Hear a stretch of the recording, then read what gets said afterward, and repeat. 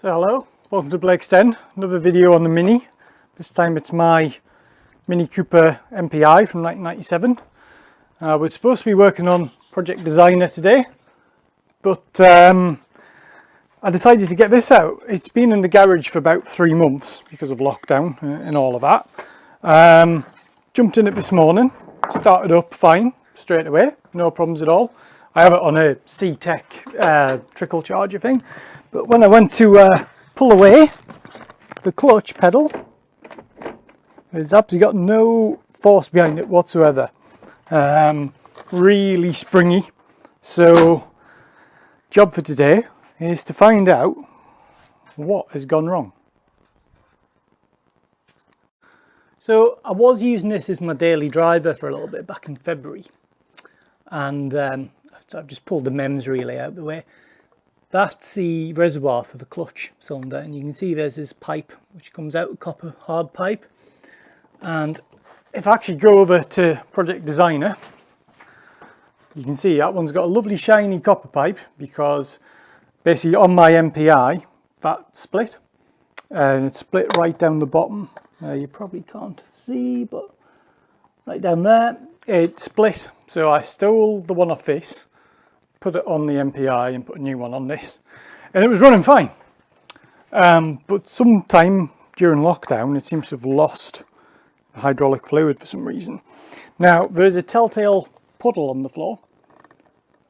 Not all of that's new, because when I first had that pipe rupture, I was trying to bleed the clutch system, and yeah, I lost quite a lot of liquid on the floor. So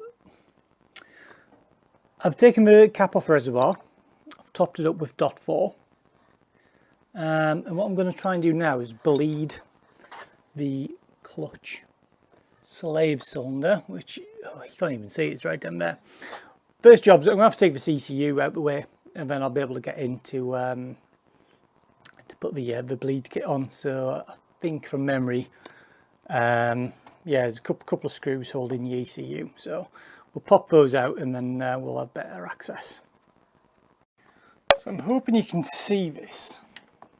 Let's try and steady the camera. If I shine the light on there, so you can see there, that's the clutch slave cylinder. You can see the nipple on the end, the bleed nipple. So first thing I'm going to do is I'm going to bleed the system and see if I can get some pressure back into it. So I need to open that up, put a pipe on the end, and then pump the pedal to expel all of the air out. Whilst I've done that, I'll then check all the pipe work and see if I can spot a leak anywhere. So right, let's get the kit together and we'll do that. So I'm using this brake bleeding kit I've got. It's got a non-return valve in, so you can do it as sort of on your own. Normally what you would do, you'd crack open the bleed nipple, get an assistant to press the pedal down, close the nipple and then bring the pedal back up. But this way allows you just pump it on your own and the fluid goes out. So I've also got a pipe coming off there. I'm not sure if you can see it. The pipe goes down and goes into the catch bottle at the bottom. So yeah, I'll start pumping the pedal now and we'll see what happens.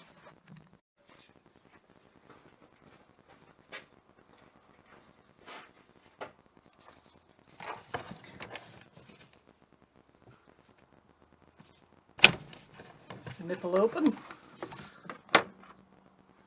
and pump away.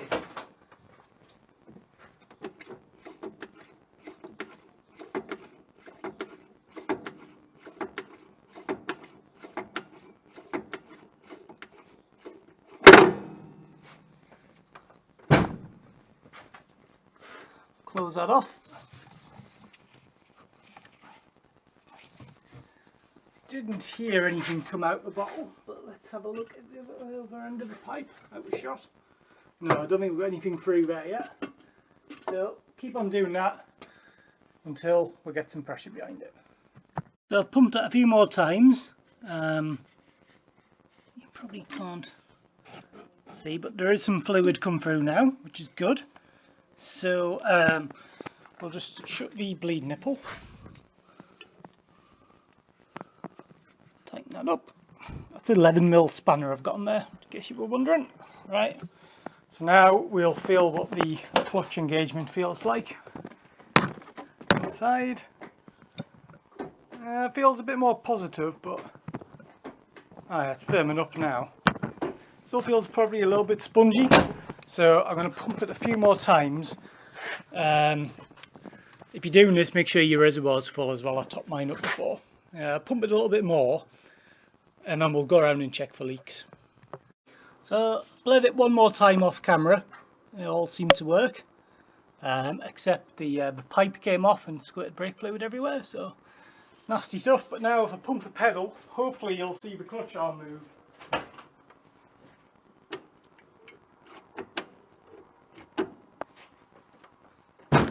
So I'm hoping that worked for you. The pedal's a lot firmer now, so now I just need to go around and check to see if I've got any leaks. Well, I've pulled it outside and put it all back together now, and there's no signs of any leaks. There's no signs of anything leaking out underneath. There we are. I had an assistant pump the pedal whilst I give everything a good once over, and everything seems fine. So not quite sure why it's sort of gone wrong over lockdown. I know I had that problem before lockdown when I changed that pipe, and the pedal did feel a little bit spongy. So maybe I've just got a really small leak somewhere, and it's it was just enough to drain it down. So the car hasn't been used for months. So before that pipe ruptured, I did actually have a very small leak, and about every year so you need to top it up. So I don't know, keep an eye on it. But the thing I want to do now is, it's a nice day, so I've got to go and get some fuel, so I'll take it out for a bit of a test drive, and I'll bring you guys along. So out and about for the test drive, so it goes into gear all right, and let's see how she drives. Ooh. Second fine, third, fourth. So I think it's changing gear absolutely fine there. Let's try a downshift, double the clutch.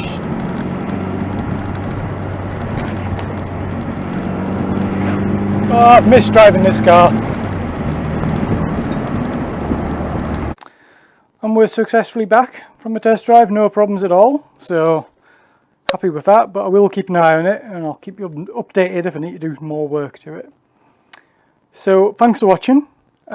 Please comment on the video, please like the video, please subscribe to the channel. It costs you nothing to like and subscribe. Just press the little subscribe button and then turn on the notifications, and you'll get notified when all my new content goes up. So thanks for watching, and see you guys again sometime. Bye.